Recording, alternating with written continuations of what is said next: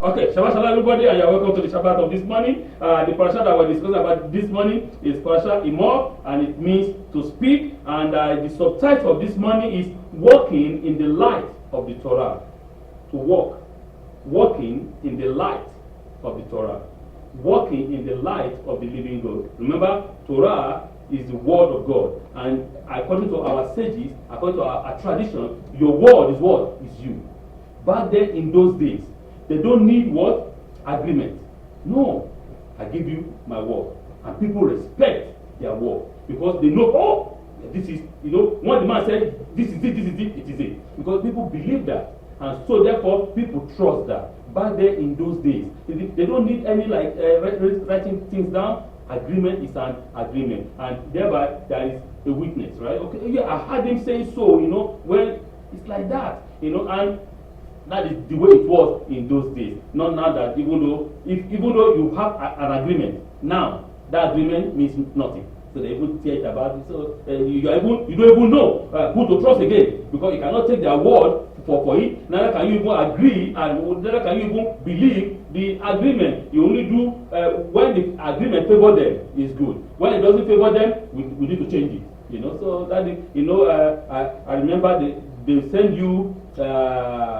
These banking people, the credit card, they send you some mail. They say, we are sorry from so time, the agreement changed. I said, but did you consulted me? Because initially when I came, we agreed together and we both signed. But now it's one-way traffic, right? They just tell you, oh, we changed the interest rate.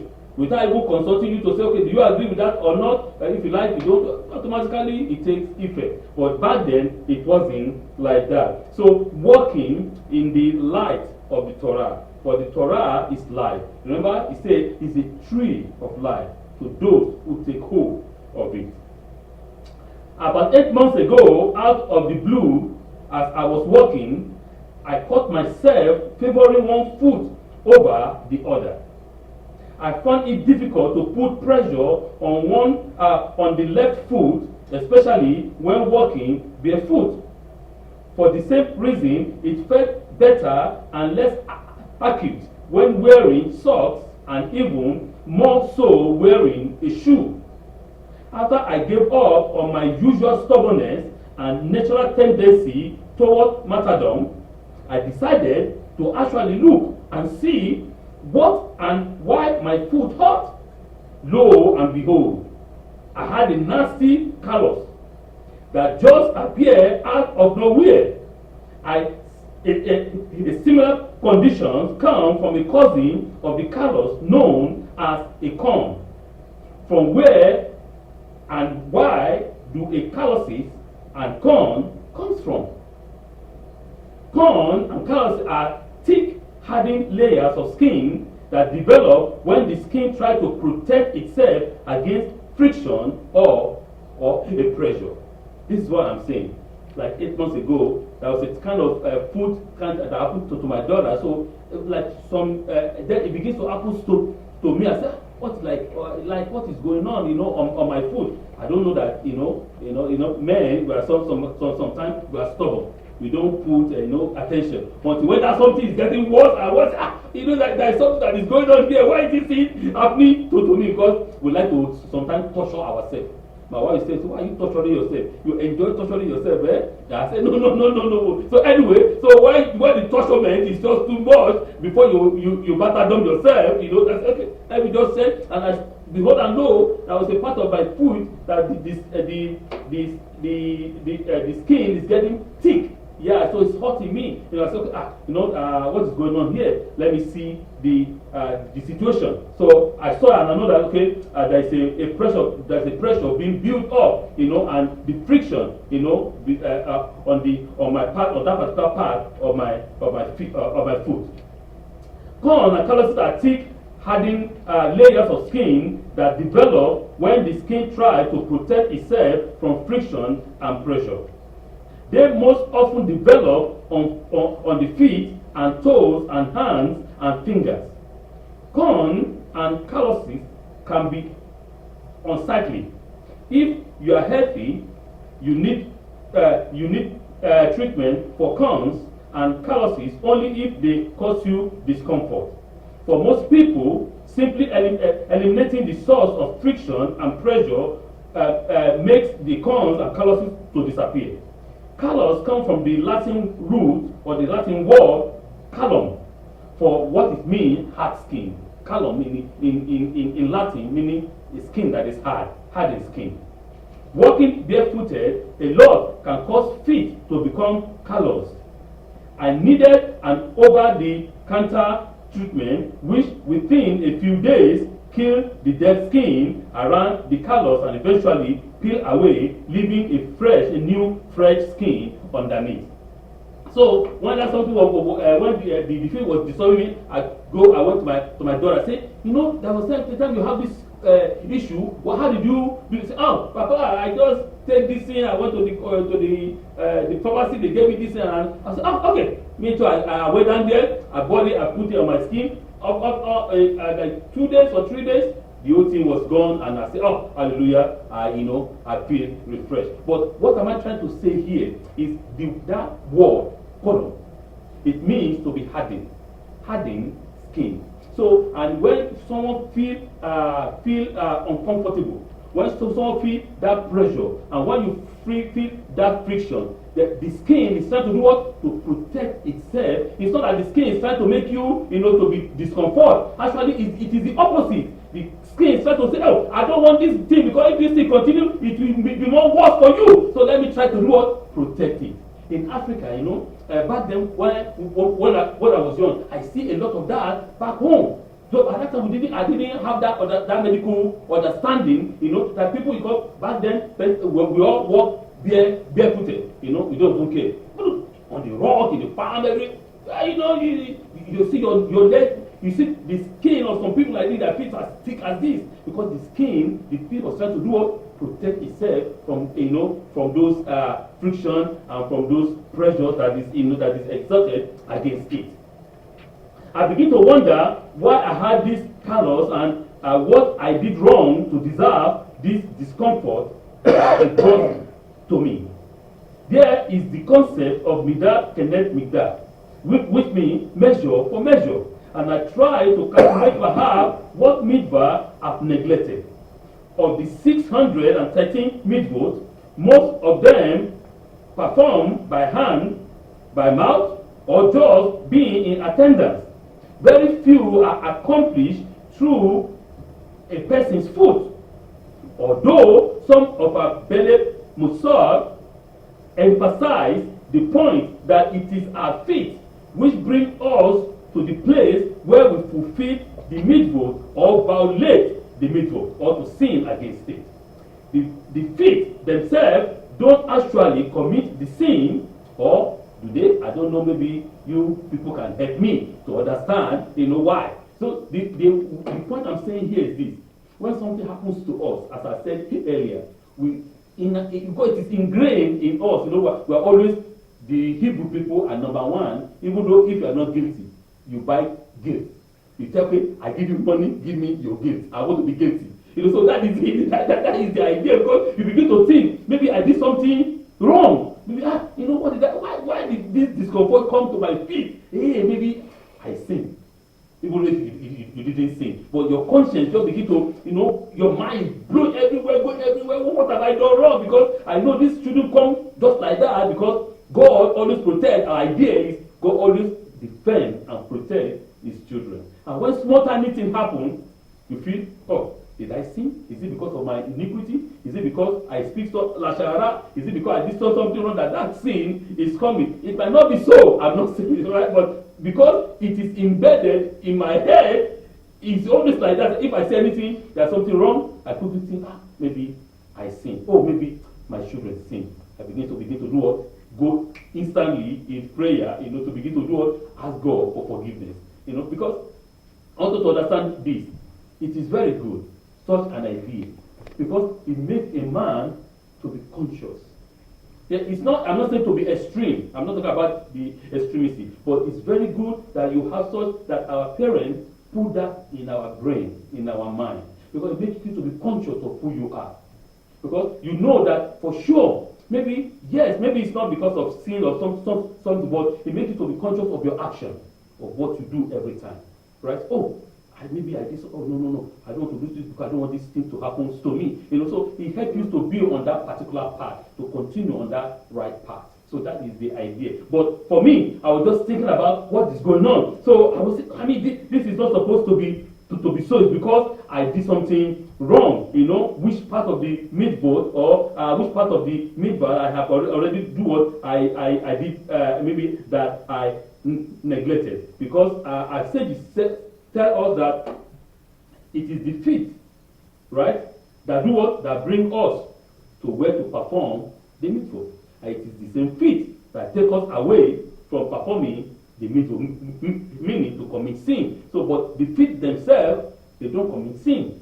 Because most of the sin of the 613 mitzvot is about by mouth, by what comes out of your mind, what you eat, all those things. But the feet themselves literally don't commit sin, But maybe I'm not saying I know, but maybe you people can give me some idea. Maybe the feet also commit sin, But I try to figure it out myself. We usually use callous in the metaphorical sense through referring to the emotionally hardened. If someone is unmoved by other people's problems, one might say he shows a callous indifference towards human suffering. It is interesting to note that an emotionally hardened, insensitive person is described as a callous person. A callous person has deadened his feeling and emotion.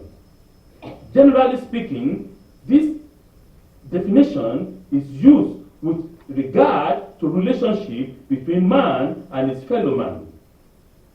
Perhaps it is appropriate to suggest that callousness includes man's relationship with God.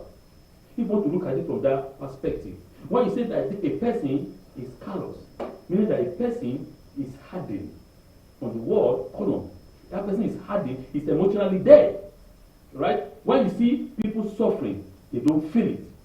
They point fingers. They say, oh, it is his fault. Right? Remember in the Messianic writing, Yeshua was passing, and the disciple immediately, there was a man that was maybe born blind or lame, right? The disciple pointed finger. Oh, we know the parent commit sin. The papa or the mama did something wrong. And Yeshua said, no, don't say that. It is not that the mama or the papa commit sin. Actually, there was no sin at all. It's just to glorify the living God. Just like what I said, what I saw on Friday. What did that 5-month-old boy did? Nothing. But in my head, it just came, maybe the parent commit sin, but I know, no, it's not sin. Maybe this is genetic stuff, It's not about any sin. So this is what a person that has no feeling, that their own life is to point finger. They don't even have a mercy. They don't even have the idea to say, let me help. But they compound the problem even more. They say, yeah, I told you, good. Come on. So you don't have to be like that. You have to have human empathy, human sympathy. Try to do what is right. Try to assist your fellow man, not to compound the problem, by being, hardened, by not you having emotion or feeling toward their pain. So, in this week's Parashat, Emor, we read about the festival cycle, beginning with Pesach and ending with Shmini Atzeret. Although the commandment to go up to Jerusalem is found later in the Torah and limited to Pesach, to Shavuot, and to Sukkot, we nevertheless understand the concept is implied here in Emor as well. In Vayikra chapter 23, verse 4, it says, these are God's festivals that you must celebrate as sacred holidays at their appropriate time. The Rabbi Yitzhak Meir explained that the calling of the appropriate time as sacred time. This appointed appropriate time draw the person to holiness. This is why only 3 verses later the Torah states, Bayom Harishon Mikra Kadosh Yiye Lahem, which is the first day shall be sacred holiday for you, that you will be called and drawn to holiness. Our holidays has a purpose. My daughter was trying to give us that example yesterday when we were having Erev Shabbat. He said every holiday has a history. There is a reason why that holiday exists. And what is your elders? What is your fathers? What are those your ancient fathers? What are they saying? They are saying that this holiday came about because something happened. And so therefore we are celebrating this day as a particular holiday. It is a history. And a man that doesn't know the history of his past will never know the present. And a man who doesn't know where he is will never ever know where he's going. This is the same idea of the festivals. When God delivered us from Mizraim, he said, you shall do Pesach. Why do we just do? Pesach didn't just come out from nowhere, no? There's a reason, there's a purpose. And you have to trace back that history. Why did we have Pesach? Oh, it's because of this. And okay, I thank God that God delivered my forefathers. Oh, now I know where I came from now. So now I am here now. What is the next step? What is the next move? Right? So that is the idea. It shall go the same thing. Right? So this is what God is saying us. There is a reason for these holidays. They are holy holidays. Because when we say it is holy, this holiday draw us close to who? To our Creator. He said, you shall tell your children to come, that this is what the Lord did for me in Israel. See, that is the idea. That this is what, not that I did for myself, not that I'm smart to deliver myself, right? But that this is what the Lord did for me. Then when you understand that it is the Holy One, blessed be He, that did that for you, then you, like say, whisper in your head, a light.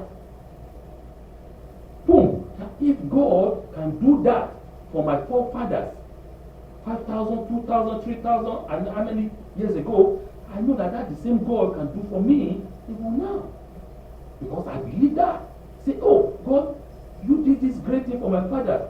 I'm in this situation. Help me out. Say, it's a light. You can be able to trace back memory. You can be able to trace back history. Right? Because that is what God did for your forefathers in those days, and it can do it for you even now. So that is the importance, the understanding of festivals. Not only to sit down and drink and get drunk and marry and go. No, it is to draw us close to God, to the holiness of the living God. So that is the idea. We may ask, who exactly is being drawn to holiness and given an opportunity to become holy? The Torah scholars or the average Jews is a question. Is it the man that has PhD in the Torah, or the average Hebrew person, the average Israelite? Rabbi Abraham Lichtenstein said this in his Sefer Kefer Nesharim, in his book. He said, since it is speaking to general population, the average Israelite, who is not involved in Torah study at all times. Quite often, lay people are busy with work, business, and other activity, limiting their time and involvement in the pursuing of the study of the Torah, which in turn provide man with the tools to reach ever greater and higher spiritual heights. This appointed time are designed for an average Israelite, an average Hebrew person to use Shabbat and Yom Tov to study more about the Torah and to draw more deeply associated closely to the Holy One, blessed be He, that is called holy. The Torah is a book of life, is a tree of life from which we read and learn so as to know and more deeply understand the mitzvot of the Torah, and to review the custom and the law of how to fulfill them. Shabbat and Yom Tov are imbued with holiness.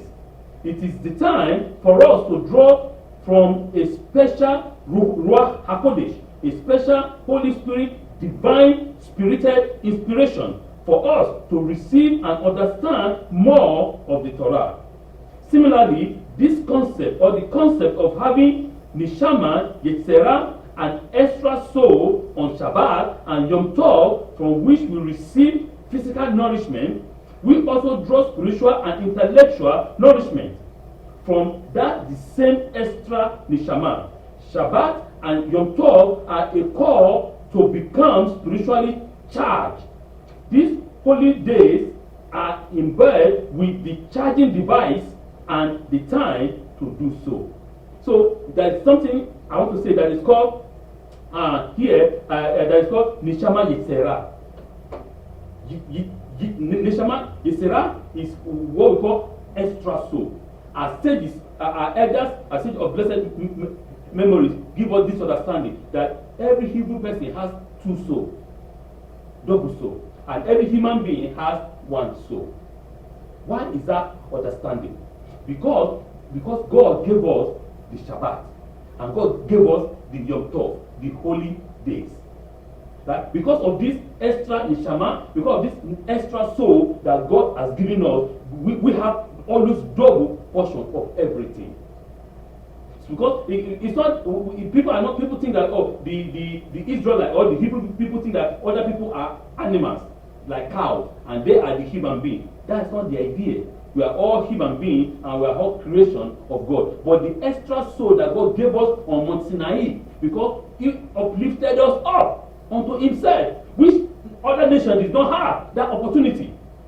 Because of that closeness to Him, we become the reflection of that light. When a man comes very close to a light, he becomes what? He becomes a light himself. Because you are close to that light. You reflect that light. That is the idea. The moon, does the moon have light? Yes. No, it doesn't have a light. The moon has a light is because of the sun, because it's reflecting the ray of the sun. It's close to the sun, so it's reflecting it. That is the same idea. That is the idea. You yourself are not the light. The Holy One said He is the light. But because you are close to Him, you reflect His glory. That is the idea. It's not hard. So this is what Yom Tov does for us. That is the extra neshama that gives us that higher level of intellectual understanding. Remember, the Torah told us, Moshe Rabbeinu said, this Torah shall be your what? Shall be your wisdom in the sight of the world. It shall be your understanding, your knowledge, which other people they don't have.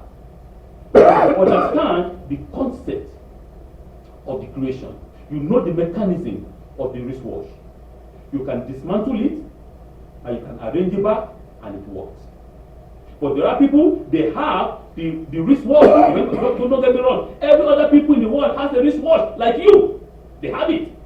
They have that knowledge too. They have that understanding too. But they cannot dismantle it, and because when it breaks, okay, they go and do what they throw it away, they go back another one. Why do you want to waste your resources? The Torah said, why did you waste your money for that does not pay? Come and drink, for the water is free. The food is free. Why do you waste your life for nothing that gain you nothing? The Torah is tree of life. Come, hold it unto it, and you shall have life. You will drink, and you will have life. You will eat, and you have life. You will live. That is the idea. Those people, they have wristwatch, but they cannot. If it breaks, kaput, and that is the end. But you have a wristwatch. If it breaks, you don't need what is the name of the person that repair watch? What's it called? Okay, I don't know. Okay, watch mechanic. It's anybody watch mechanic. I don't know what it's called. Okay, watchmaker. Okay, you don't need a watchmaker to go. You don't need to waste your money for nothing because you can do it yourself. Exactly. Right? You dismantle it. You arrange it. You put it back. It works. That is the idea. You understand the mechanism, the inner working of the sanctuary. You have it. What which other people they don't have. So that gives you an advantage. That gives you an extra understanding, an extra soul. Now remember, because I don't want to say only one part of it. I want to say the second part of it. To whom much is given, much is expected. Exactly. Because you have the highest thing and not say, hey, you know what, I have a double soul. So no, okay. You have a double soul, you have more responsibility. But people, they don't want to do that. They want to only have double soul when it favors them. When the responsibility comes, oh, no, I don't want that. No. Your extra soul that God has given you comes with responsibility. It's not free of charge. No. There is a responsibility that you have to stand firm for the Torah and defend it and build a zayat around it so that it won't be polluted. That is the idea. You have to show, you have to reflect that light. Walking in the light of the Torah. Because if you don't walk in the light of the Torah and you say, I am a Torah student, and your life is not reflecting what the Torah is saying, what are you telling me? I see your life doesn't reflect the life of the Torah. Why should I follow you? Because you are a mess to me. Therefore, I will not follow your Torah because you are not showing, you are not reflecting the light of what you said you are studying or you are following. So, what gain are you to me? If I cannot see something good, wonderful, nice, if you are always hardened as a hardened soul. I was saying something yesterday during the Erev Shabbat. I asked my children, why is it that the law, that the Torah is written on stone? I asked them that question, and they gave a fantastic answer. Why is the Torah written on stone? Are you saying that there is no paper in Egypt? Egypt has been producing paper thousands of years. In their book, in Alexandria, the first university in the world, the whole world, they don't say that. They say the first university is Oxford. Nonsense. That's a lie. The first university in the world under the sun was in Alexandria in Egypt. All Greek, Socrates, all of them, they came to study in Alexandria in Egypt. They had their book store, library, that is on books, on papers. So why did God say, okay, or God cannot say, are you telling me that God cannot produce a paper and say, okay, I write the law on paper? That's the reason why I say, cut the stone and bring it. I'll go to write on the stone. Because on the stone, it's unchangeable. It's eternal. You can change it. The paper, you can erase and change. In the stone, no, you can't do that. It is written, it's permanent, it's eternal, unchangeable. And that's why the Holy One is saying, and the time will come that I will remove the heart of this stone, this hardened heart, and give what? I'll give the heart of what? Of flesh. The one that is suitable, understandable. You see, looking at what the Torah is saying, you can't just come and choose when it favors you and when it doesn't favor you. People, when the Torah favors them, they say it's like a stone, rigid. And when it doesn't favor them, no, then quickly manipulate it because it doesn't. I throw it away, I take another one. No, you have to do it. Even though it doesn't favor us, you do it. Why? Because you are saying, God, all the Torah I carry is a yoke. I believe. And God help me. Even though it doesn't favor me now, I know there's something that is going to favor me later on because I follow it with all my heart. Finally, one of the distinctions between Yom Tov and Shabbat is the fact that we, not the Holy One, blessed be He, determine when Yom Tov will fall based upon the sanctification of the moon. The mitzvah of Kiddush HaKodesh was the first mitzvah given to the people of Israel as a nation. Apparently, up until that point, the decision to calculate the holy days was still in the court of the Almighty, blessed be He, not the earthly court. This is supported by the Midrash Rabbah Devarim 2:9, which states this.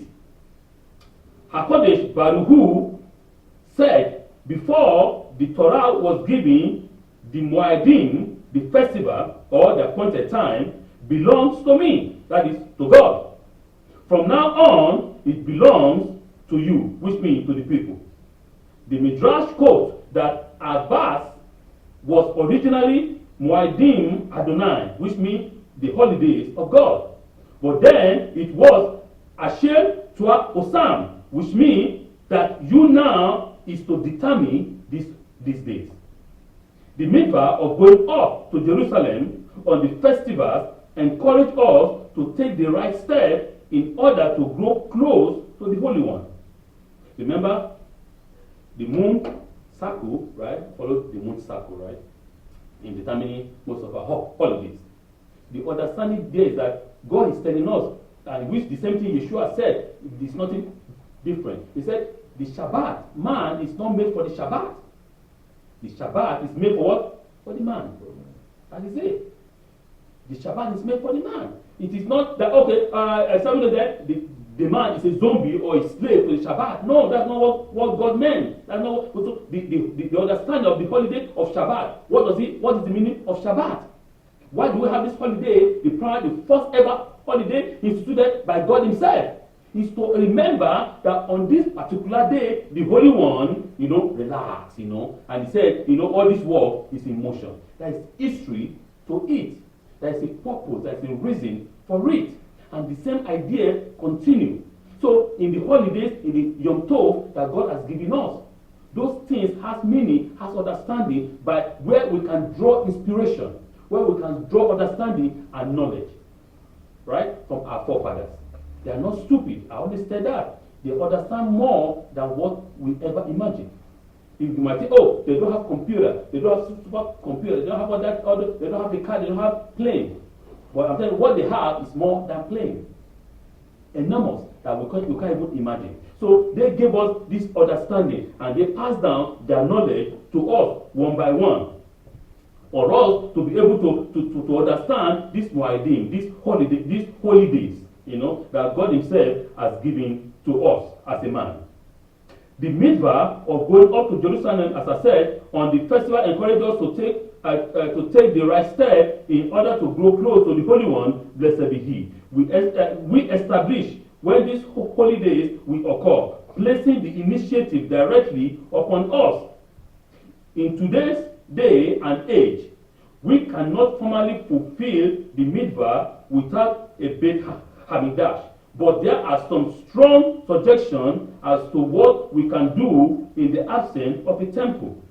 One of these suggestions is to take Yom Tov seriously as a time to get close to the Holy One, blessed be He. Right now, we don't have Beit Hamidrash, we don't have the temple, and which for me is not even the most important, because I believe in my heart and in my soul that the third temple is not built by man. That is for me. It's never built by the hand of a man, because whatever a man builds is temporal. But from the understanding that we know, that I understand, is that the third temple is built by God Himself, and it is eternal, and it's going to descend, and we shall all see and be welcome home. It is the Garden of Eden. That for me, because a man cannot build the Garden of Eden. It is in the Garden or in the Torah. There is no place in the Torah that says and the man built a garden in the east, and the man put the man in the garden. That's not what the Torah says. No, the Torah speaks that and God and Elohim built a garden in the east. Not a man build a garden in the east and put a man himself. So if they say that a man build a man build a garden in the east and put a man, okay, good luck to them. They can believe that. I have no who is me to tell them that what they believe is wrong. That is their choice. But what the Torah says, that the Holy One, blessed be He, built the garden in the east and created the man and put the man to serve in the garden. So the garden that He has already built, that is coming by Himself, which is the temple to descend. That is what I wait for. That is what I believe. That is my, that is the ultimate goal that I look up to. That we all shall see and be welcomed to that garden, and we shall live inside the garden eternally. So therefore, we have a step. We have a lot of things that we can do, my people, before that garden comes down. We don't have to just sit down, fold our hand and our leg and be waiting and say, okay, the garden is coming. There are good things that we can still do here in the physical world by being sympathizing to other people's plight, right? By being empathizing with other people, by being good to other people, by following the Torah and do exactly what the Torah said, not by being hardened or callous. But as I said, walking in the light of the Torah. The Torah is the light that shows you your path. Because the world is built with darkness. is complete dark, but the Torah shall become that light for you. And when you go, you will never walk in darkness because you have the Torah. The Torah shines on your path so that you know where to go. So therefore, my people, please, we have this Torah. We can also continue to walk in this light that the Holy One Blessed He is telling us this morning. Perhaps I didn't use my time during Yom Tov. I'm talking about myself now. I didn't use my time during Yom Tov carefully by using the time to go up, and therefore I was reminded by my callousness in my feet towards Adonai by developing a callus on the part of the body that didn't take me where I was supposed to go. You know, that is my conclusion at the end of my study about myself. You know, that, you know, maybe that pain that I was feeling in my leg was because I was too relaxed to lay back on Yom Tov. He said, okay, no, maybe my people in the synagogue will come and bring me some food. Let me just don't do anything, waiting for, you know, Albert to bring that precious dessert. You know, that's what I wait for. No. Oh, you know, I wait, you know, when all my people bring all the food, I won't do anything. No, we have activities to do. We all combine hands together, right? I'm just giving an example. You know, we all have that activity. Combines together with our knowledge, understanding, wisdom, and we help one another as a community because we are family.